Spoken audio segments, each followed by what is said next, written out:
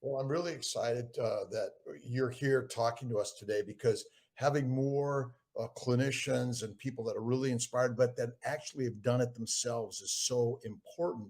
And I had dinner with three doctors last night, and one of them, we talked about this, and I eat my steak, and this is pretty much with butter and salt. And one guy's like, "What are you doing?" And the science just doesn't back it up is the biggest problem in our medical field, right? We're looking for the scientific studies that prove it, and yet the proof be how you feel and how your clients feel after experiencing carnivore.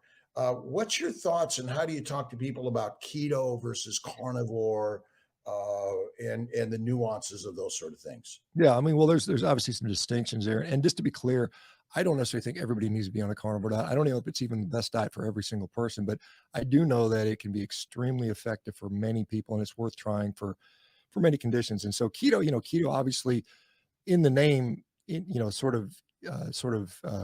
that you're going to be in ketosis, right? So ketosis is when you start, you reach a certain threshold. If you listen to Jeff Volek, Stephen Finney's definition, 0.5 millimolar ketones in your blood, and you want to be in that position because that means you've kind of shifted the balance a little bit more towards fat lipolysis rather than so much glycolysis.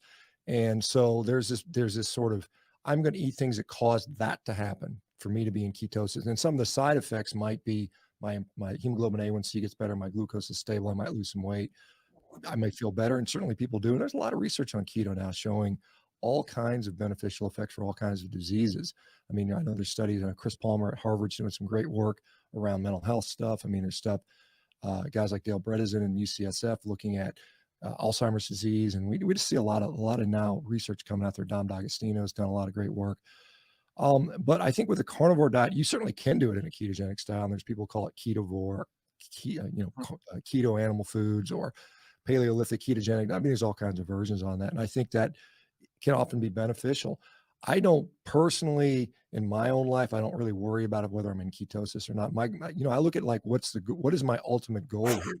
Mhm. And if my goal is, I want my ketones to be 2.0, I mean, that's great, but does it mean I'm healthier or not? And I don't know. I mean, it could be, it may not be, and it may be correlated or it may be loosely correlated. So I look at a carnivore diet, or really, and again, if you're not getting results on a carnivore diet, don't do it. I mean, it's not like it's not like an ideology, sort of like a vegan diet. It's not reverse veganism. It's just like, this is something that works really well for health, for certain conditions, for certain people. And if you're not getting those results, please, by all means, do something different.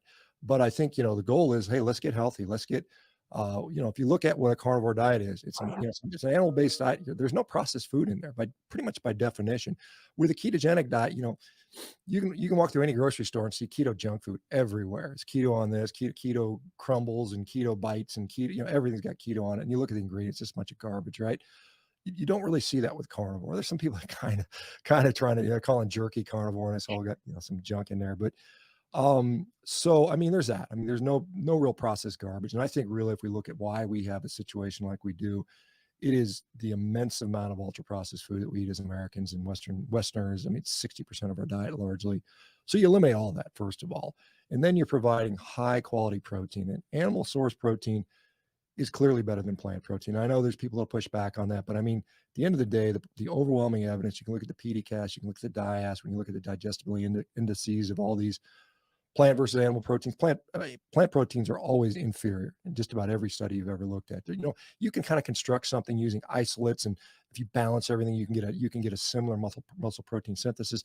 But then you don't even consider cholesterol. Cholesterol is anabolic, and so Mhm. again, my sort of belief is that lean mass is beneficial to our health. I mean, you don't have to be a giant, super muscular guy, but you need to have a decent amount of muscle. I think just as concerning as obesity is, the other side of the spectrum, frailty and sarcopenia, are also there. And, particularly with women, particularly with older women, that's a real issue. And I think, an animal-based diet that's higher in protein, that completely eliminates the junk food, that's highly bioavailable, is a good answer for a lot of people.